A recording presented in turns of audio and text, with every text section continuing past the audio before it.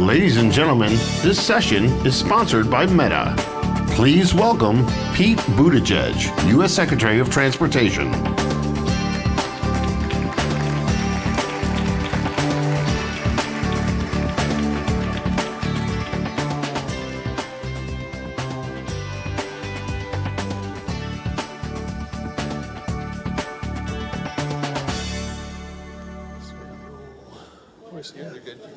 Oh, very good. Good afternoon.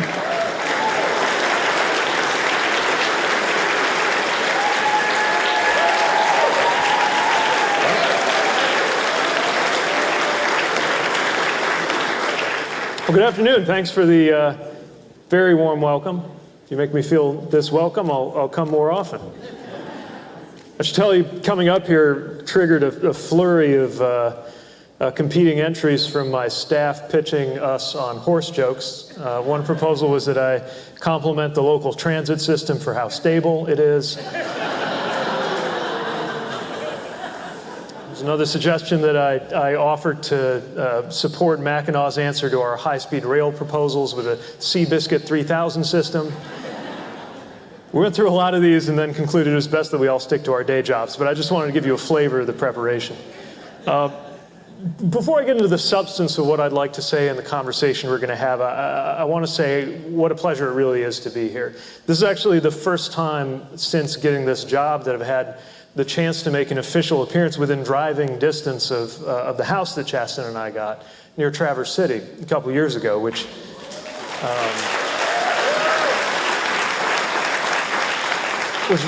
very much came to feel like a home about 1 year ago, a little less, when we brought home our two newborn twins so they could be close to their grandparents. And like every new parent, it has turned our world upside down. But Northern Michigan was a wonderful place to get up and running with them. And I've always felt a very close connection to this state. I won't channel the former Alaska governor and say that I could see Michigan from my house, but you could, in fact, see it from the mayor's office window out there in South Bend. And when I was a consultant, my first client assignment was in Detroit. And I have to tell you, it's been extraordinary to see the growth, the investment, and most importantly, the pride that has grown in the heart of that city in the 15 years since I found myself working there. And I know that that is a tribute to so many of the people at this convening and so many of the people in this room. And I believe it's part of the broader and too often overlooked story of how the industrial Midwest has found its way to a more promising future by staying true to its greatest strengths without allowing itself to be held back by nostalgia or any kind of fear of the future. And of course, that's a story that we were very proud of during my time as mayor in South Bend, too. And now that I am in front of you in this new capacity as Secretary of Transportation, I'm mindful that I'm addressing leaders from a state that lives and breathes transportation in so many ways, including, but by no means limited to, the role that this state plays in our nation's all-important auto industry. And I'm here to tell you that this role, this work that so many of you are involved in, connected to our transportation, connected to our infrastructure, has never mattered more. And I'm here on behalf of the Biden-Harris administration to let you know that the American transportation and infrastructure sector now has a level of federal support that we haven't seen in most of our lifetimes. After years and years, decades and decades of so-called infrastructure weeks coming and going in Washington without result, we have finally delivered the basis for an infrastructure decade. And some 6 months since the president signed that bill into law, that infrastructure decade is very much underway. I want to acknowledge Governor Whitmer for understanding the importance of transportation infrastructure from day one of this administration. And frankly, challenging Washington to catch up to the work that state leaders like her have been doing as those infrastructure weeks had come and gone. Matter of fact, she likes to call me the Secretary of Fix the Damn Roads, which sounds about right to me. And as a result of her leadership, now that we have delivered this legislation on the federal level, this is a state that will be exceptionally well poised to take advantage of that infrastructure law, thanks to the running start that you have here.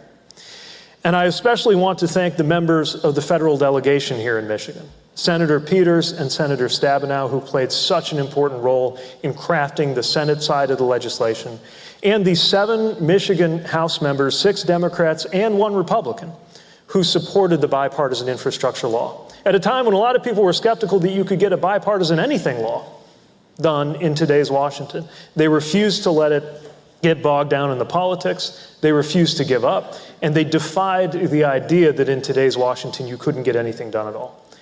And I want to thank the Detroit Chamber for your support, because seeing so many sectors across America come together in support of this work, including business leadership and union leadership alike, it's a big part of what made it possible for us to deliver. So let's talk about the state of play. 6 months and counting since the president signed that law on the South Lawn of the White House. We have already put forward $100 billion in funding. We're proceeding swiftly but judiciously to make a reality out of these planned improvements in our roads and our bridges, our trains and transit systems, our ports and our airports, not to mention the water and grid and broadband improvements beyond the transportation portfolio that are going to be so meaningful, especially in states like Michigan. In that period, $3 billion has already been announced as heading to Michigan alone, with more announcements coming as soon as tomorrow. State and local departments are gearing up, calls are going out, bids are coming in, and we are getting to enter the shovel-turning season. We can discuss the programs and the projects in more detail, but I want to do just briefly to frame the conversation is paint a picture of what success looks like. Because for this to succeed, it has to be something that's meaningful, even if you're by no means an infrastructure buff. This isn't about infrastructure for its own sake. This is about producing benefits for Americans that remind us why we care about our infrastructure. Success means that we will have a safer transportation system, saving tens of thousands of American lives. Success means that we will create family wealth for millions of households, both from actually working directly on the improvements as laborers or professionals, and from living in communities that have the cleaner water and the smoother roads and the better rail and air and sea links to the rest of the country and the rest of the world. Success means that we will help to decarbonize the transportation of people and goods, which is a task that represents a large portion of the overall work that America and humanity have to do on climate change in order to save millions of lives and trillions of dollars in property and economic value that will otherwise be destroyed by extreme weather, droughts, floods, and fires. Success means America will be a fairer country, where old patterns of racial exclusion and the exclusion of rural economies in our transportation systems are replaced by a new insistence that those systems help everyone to have a fair shot at thriving. And success in that implementation means that America's position as the world's leading economy will be secure for the balance of this century. Those are the stakes. Those are the opportunities if we succeed. And if we don't, we won't get this opportunity to get again. So success means partnerships at every level. And I'm pleased to report that there have been fantastic alignments and engagements already between different levels of government, different communities, between the public, private, academic, and labor sectors. And that is going to have to continue in order to ensure that our future of transportation is better than anything that we've seen before, with a laser-like focus on getting things done. I am convinced that the 2020s are going to go down in history as one of the most transformative periods ever in U.S. transportation. Our job is to make sure that those transformations not only happen, but they work for all of us, and there's no better place to talk about that than right here. So I'm looking forward to digging into the discussion, and thank you again for having me this afternoon. Joining Secretary Buttigieg on stage, please welcome Devin Scillian, anchor at WDIV-TV 4, NBC. Whichever seat you want. I'll take the other. Mr. Secretary, it's great to have you here. Really tickled to get to talk to you. It's an interesting thing to talk to you because, as I was explaining to you earlier, even though your purview, of course, is transportation, as the Secretary of Transportation, we have all come to know you as sort of a national political figure, and so you and I are going to talk about some other matters as well. But let's start, if we could, with where we are on some bigger transportation-related issues. in particular the supply chain right now. The supply chain's a hot mess. And of course, critics of the administration believe that it's... Is that the technical term? I looked it up, yes. And critics of the administration believe that some of it was, while some of it certainly hasn't been predictable, other portions of it have been, and we just have not reacted well enough. So give me your take on what the supply chain looks like to you. Well, look, supply chain problems have been building in this country for decades. The underinvestment that went on in every part of our transportation infrastructure left us vulnerable to shocks. And then we had the mother of all shocks in the form of the pandemic. And that's when the supply chain issues began, right? It didn't begin when a certain political party came to power. It began the first week of the pandemic when you couldn't get any toilet paper. And by the end of that year, it was Wendy's not being able to serve burgers at 1/5 of their restaurants because the beef wasn't available. And then it has gone on in one form or another each passing month. And it's a real struggle.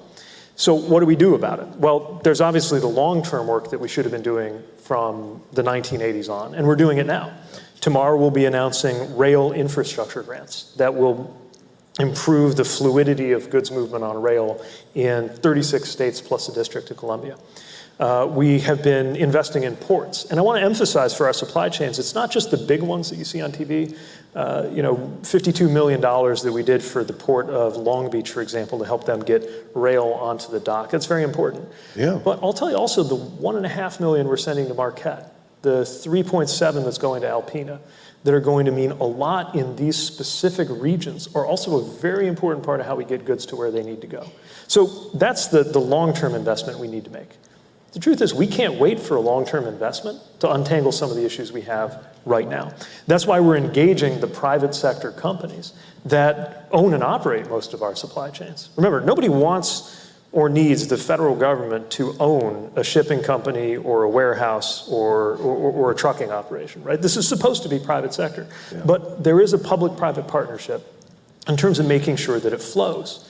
That's why we've taken steps like bringing the different players to the table to exchange data. You wouldn't believe how much data is not shared between the different players in our supply chain, from the ocean shipper to the port to the terminal operator to the rail operator to the warehouse. It's almost, I'm exaggerating a little, but not much. In terms of goods movement, it's almost as if you knew that somebody was coming, you knew that a cousin of yours was on their way to the airport. You knew they were flying in. Mm-hmm. We didn't actually know whether they were going to Traverse City or Pellston, or what airline they were on, or exactly which day they were coming. How would you go pick them up? That's actually a little bit of the dynamic with some of what's going on in our goods movement. We can address that through the sharing of data between these different players. I'm not talking about proprietary data.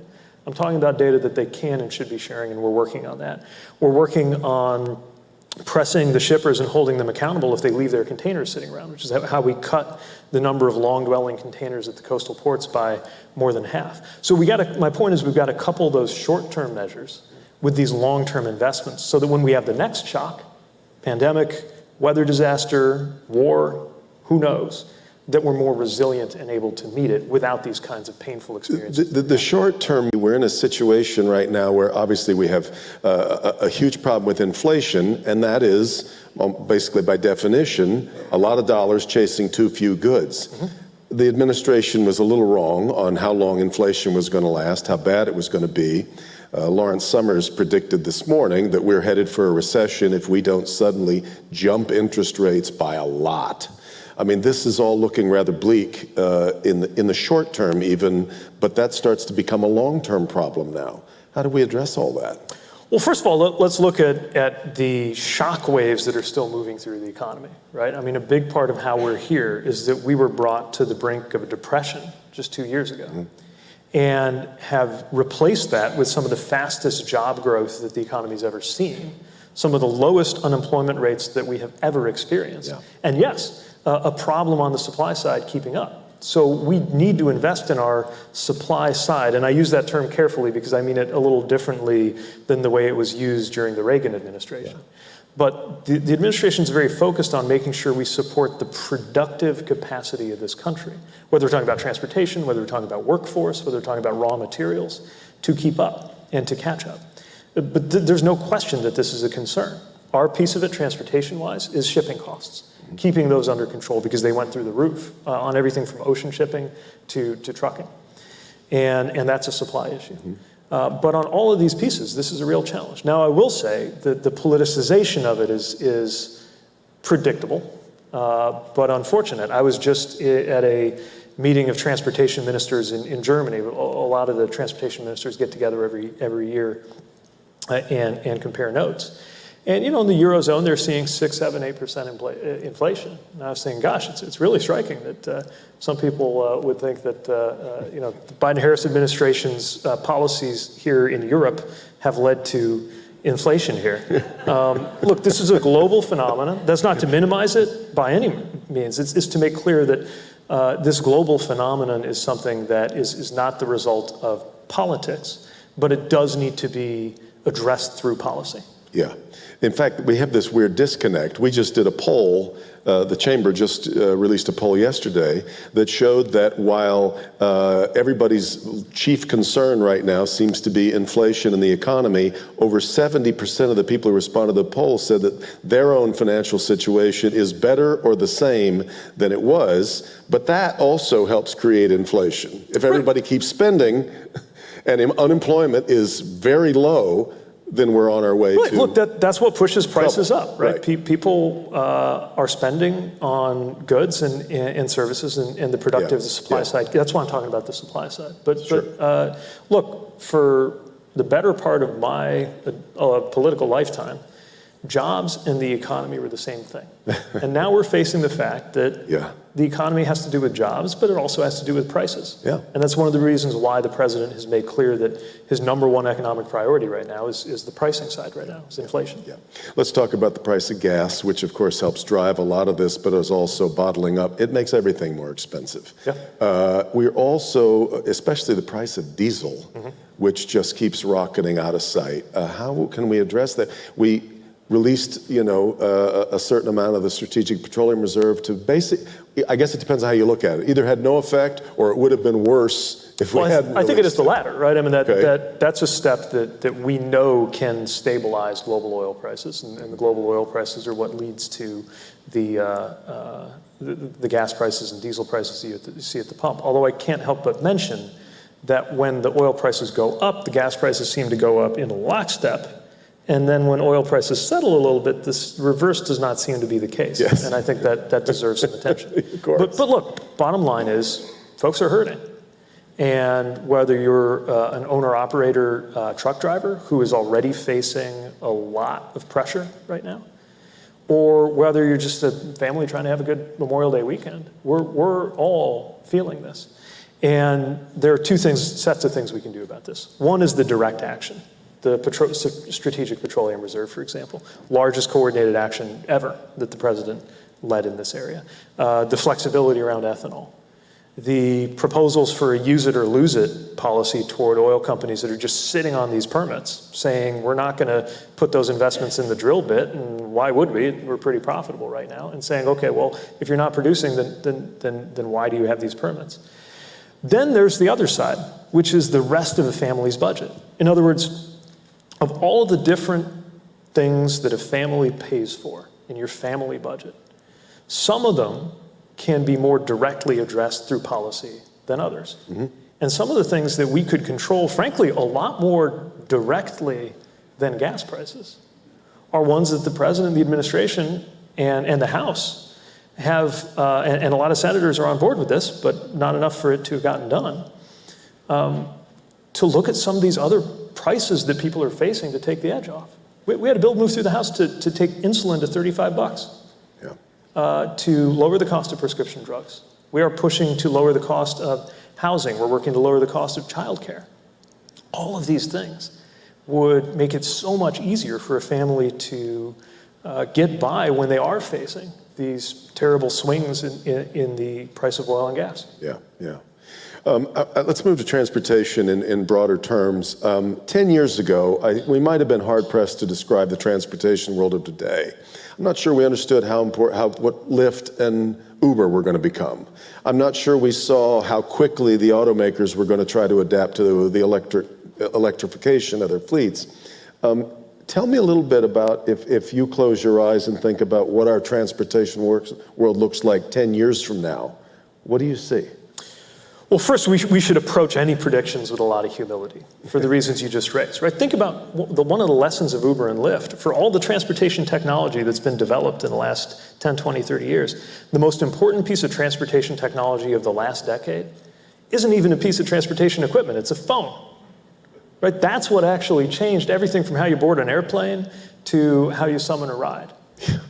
And so there's a big unknown factor about some of the changes, but there are some that we can see. Electrification is going to accelerate, and I think it's only going to become more important. The OEMs have made big bets on this, and we need to do it as a country in order to meet our climate goals and in order to make sure that American workers on American soil get the benefit of this electric revolution.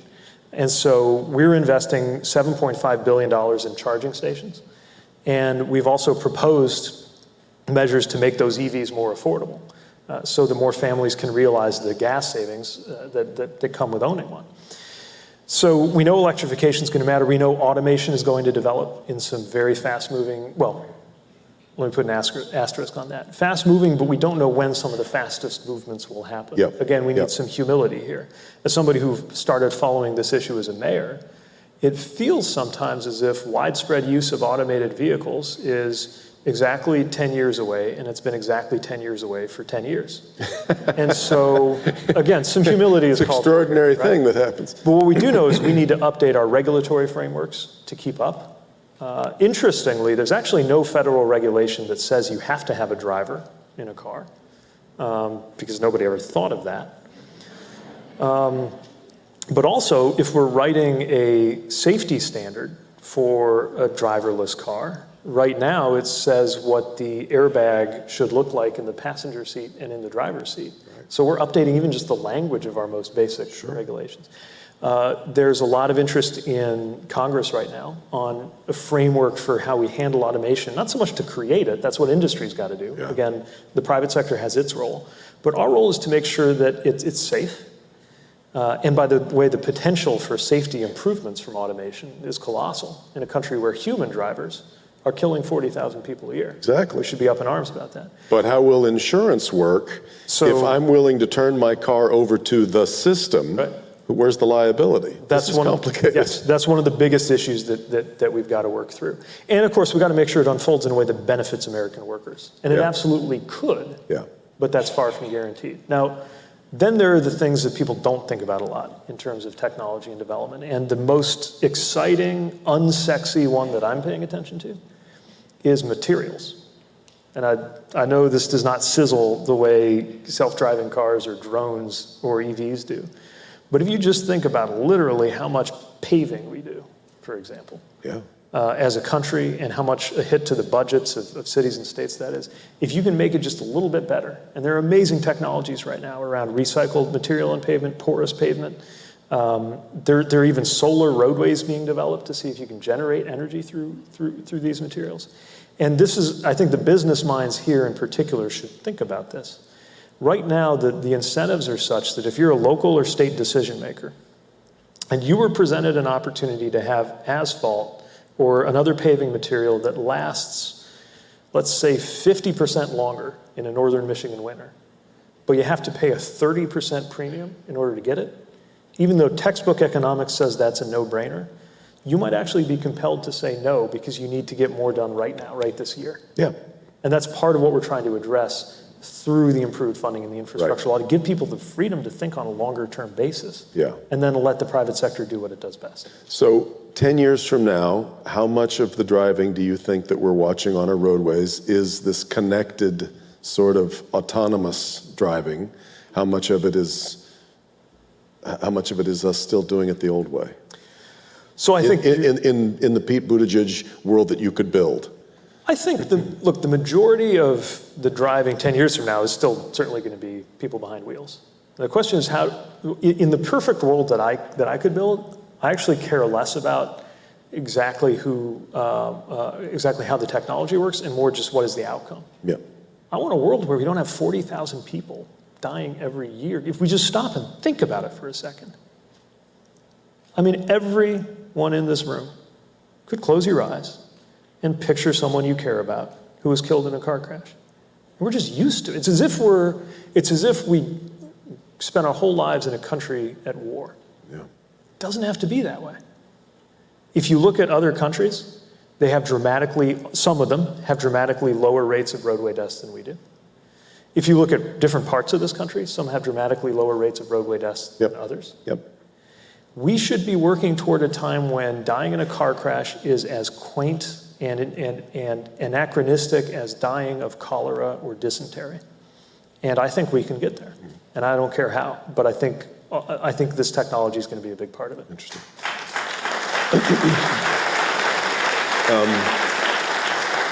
I drive an electric car, so I'm already in the choir. But I know that every day you hear from people who believe that, A, the push to electrification has gone so fast and so far out in front of what's reasonable that that's part of what's helped create our gasoline problems that we have right now. You also hear continually that this electricity that I'm pouring into an electric car and that other people are is still made largely by fossil fuels. So we're not as green as we look, and we're just kind of kidding ourselves. So all of the foibles that you are presented with, how do you answer that about our drive to be electric? That are we too early for what's really reasonable given how green we want to be? Yeah, and the answer is no, because we're running out of time. This is not that it's easy. This is a complicated transition. But when somebody says, oh, I'm worried about the raw materials, or I'm worried about the grid, usually that question comes in one of two forms. If it comes in the form of how are we going to fix it, I'm right there with you. If it comes in the form of therefore, let's do the status quo for as long as possible. We literally don't have time. We can't afford to do that. I don't know how more bluntly to put it than the scientists have. But I would also add that a Great Lakes state is exceptionally vulnerable. And you don't have to be next to the water. You could be, well, in Midland, for example, right? Or things like what just happened in Gaylord. Like, there's going to be more of this. And it's going to cost trillions of dollars. And the biggest part of climate, the biggest sector contributing to climate, greenhouse gases, is transportation. And the most actionable part of that is electric. Now, to take a few of these critiques in turn quickly. First of all, is it zero emissions? Well, no. If your electricity is made with fossil fuels, not it might net, not be. yes. But it's getting cleaner by the day, and it is already likely more efficient, even if you're only using fossil fuels, which we're trying to advance away from. It's more efficient, if you just think about it, to take all that fuel in a power plant, turn it into electrons, and then transmit it to a battery, than it is to put it individually in millions of gas tanks and into an engine to set it on fire there and turn it into power. It's just more efficient at utility scale. So that's one thing to think about.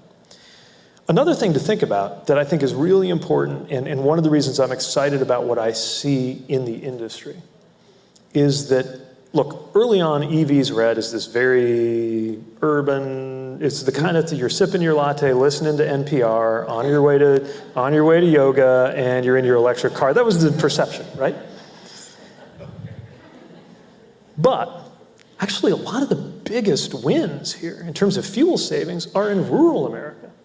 Just think about it. First of all, you're driving longer distances, means you're burning more gas, means you're going to save more money if you got an electric car or a truck. And I'm amazed by how many people are still learning about electric pickup trucks. Yep. And the truth is the Super Bowl ads will do more than any speech from me on this. But I think as people see that, plus you have the added fact that it is in rural America that people are more likely to live in single-family homes, which means for all this talk about charging infrastructure that makes it sound like a super complicated, obscure thing you got to get your hands on, you already have some. It's the plug in your wall. That's how we charge our hybrid electric minivan. Reluctantly became a minivan dad as soon as the twins arrived. You'll be all right. And it happens to all of us. It happens to all of us. I guess it's inevitable. Yes. We plug it in. We'll get a level 2 charger eventually, which will be more efficient, but we just plug it in. So the bigger issue is cost, and that's a real issue. Mm-hmm. Right now, even though your car payment's higher, your gas bill's lower, depending on the vehicle, you may be close to the point of evening out. We got more work to do to bring the cost down. And so anybody who tries to mount a political attack on the subject of EVs being expensive should answer a simple question. When you had the opportunity to lower EV costs through tax credits, did you vote for it or did you vote against it? And we can continue the conversation after getting that answer. I want to ask you one question about air travel, maybe two, because I never hear a whole lot of advances. I mean, airplanes still seem to run on the, nobody's talking about, I don't hear a lot of talk about electric planes yet. Not in the near term. Not in the near term. But you got sustainable aviation fuel, which goes into existing aircraft, which is exciting. That helps. I talked to a friend who works for an airline who said that the U.S. is being obstinate and ridiculous with the pre-testing requirements right now for return to the U.S. Surrounding COVID, that the rest of the world has pretty much done away with that, and right now we're in alliance with China as a nation requiring, and that it's putting a real damper on domestic travel has returned, international travel has not. Is it time to get rid of that rule? So that call sits ultimately with public health folks. It's the CDC working with TSA. But even the CDC has now made it a 5-day, from the time that you've had, and it's still, I believe, a 2-week quarantine if you test positive before you can come back. I believe that's where it still stands. But anyway, right. The overall thing. So yeah, look, that's a restriction that still gets in the way of travel, and we recognize that. And nobody will be happier than me when we get the clearance to move forward. But of course, the CDC has to get there. I saw here that I had a note that I forgot to get to when we were talking about supply chain issues. We've got a real problem with the driver shortage right now that goes immense implications. Glad you asked. Well, I guess I didn't let you get to a question. No, what do we do about that? If unemployment is as low as it is, where are we going to find drivers? So we got to treat drivers better. That's a really big part of it. We got to treat drivers a lot better. Right now, the industry estimates there's a gap of about 80,000.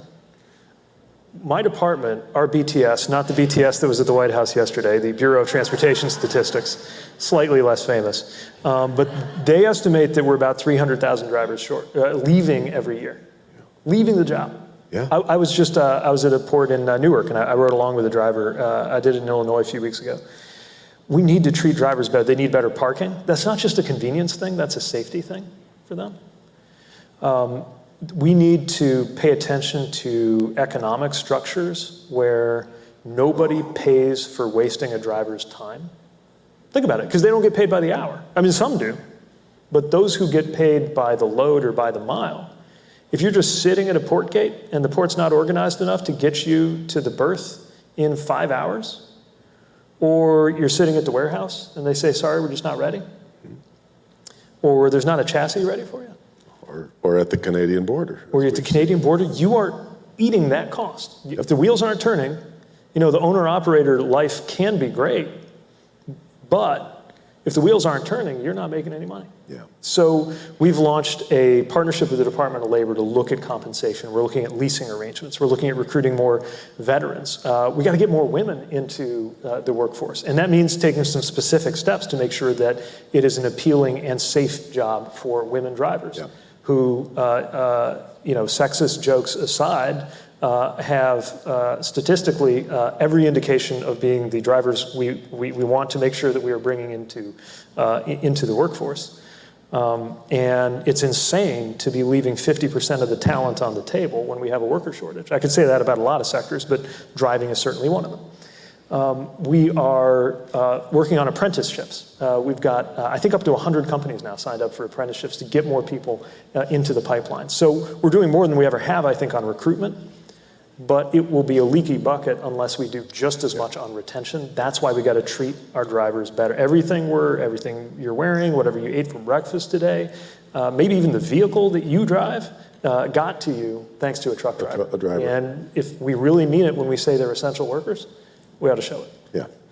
We've got just a couple minutes left. I want to get to some other issues that are facing us, as I mentioned we would.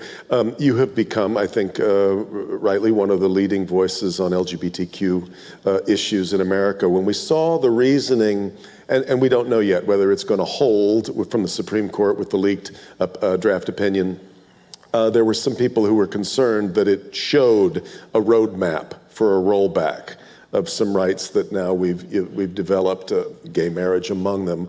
Give me your concerns over what we've gleaned from that opinion.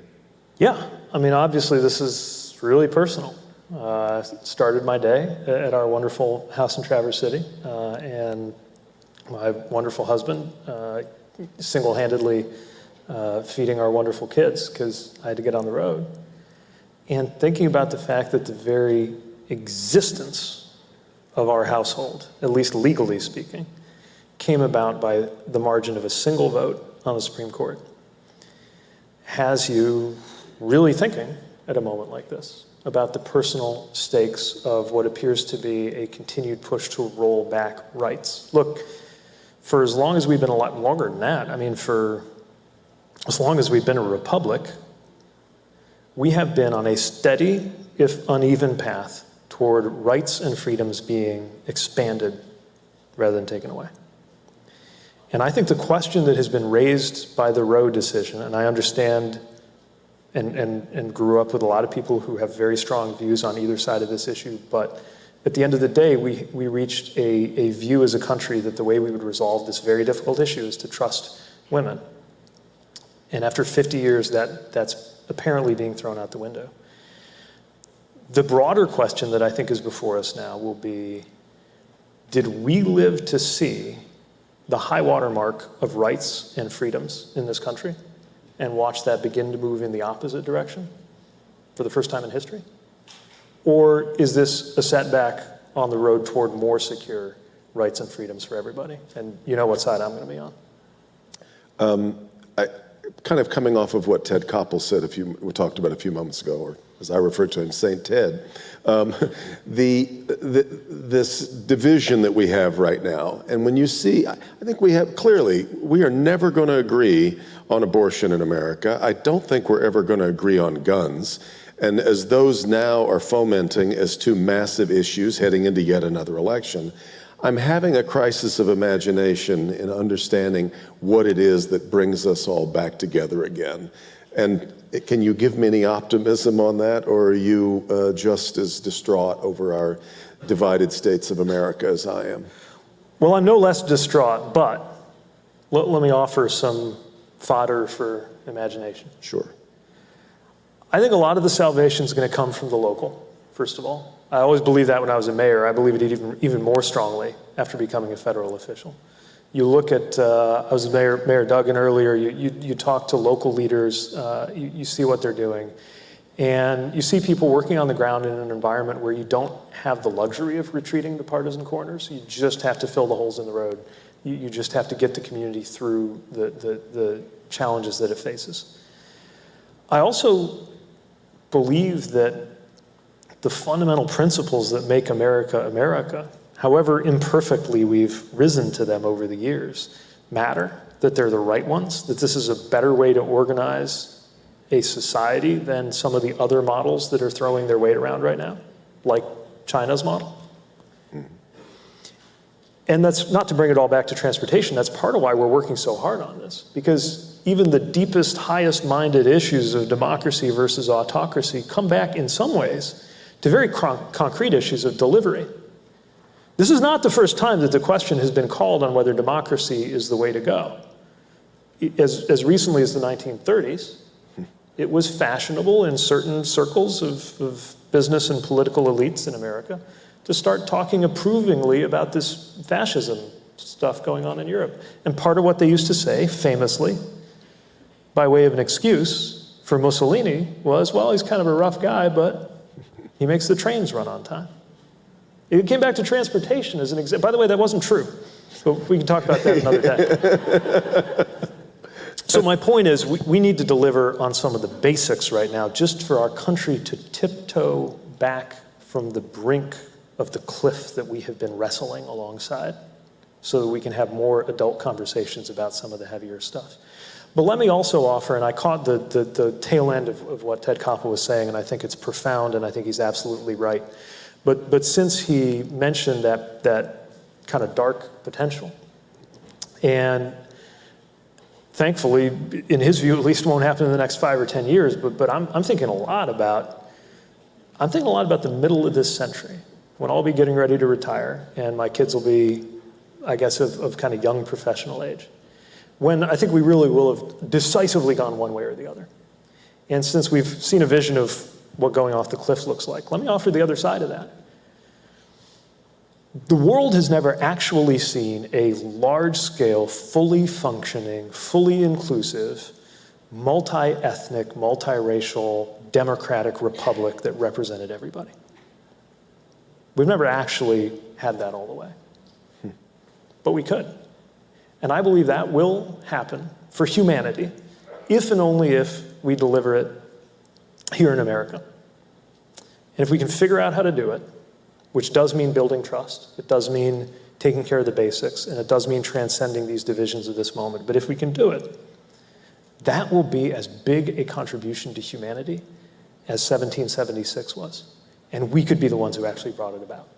So that's my best shot at imagination about what the other side of that coin looks like. Ladies and gentlemen, Pete Buttigieg.